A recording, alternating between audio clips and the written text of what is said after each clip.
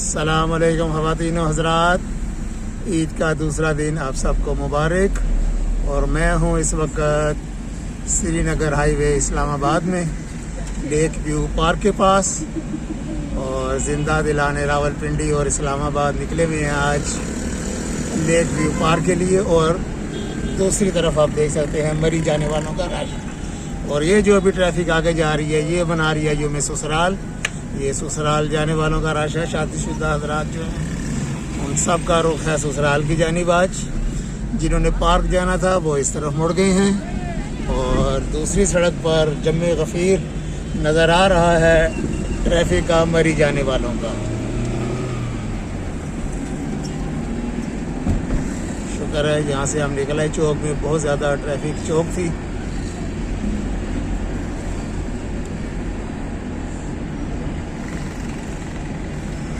एक दफ़ा फिर तमाम मुसलमानों को ईद उल फितर की खुशियाँ मुबारक। जहाँ रहें खुश रहें। आज के लिए इतना ही, इंशाअल्लाह दोबारा फिर किसी और वीडियो में मुलाकात होगी। तब तक के लिए इस्लामाबाद से अल्लाह हाफिज़, और मरी जाने वालों का भी अल्लाह हाफिज़। देखें किलोमीटर के हिसाब से लाइन जो है वो लाइन लगी हुई है ट्रैफिक की उस तरफ दूसरी तरफ। वीडियो देखने का बहुत बहुत शुक्रिया।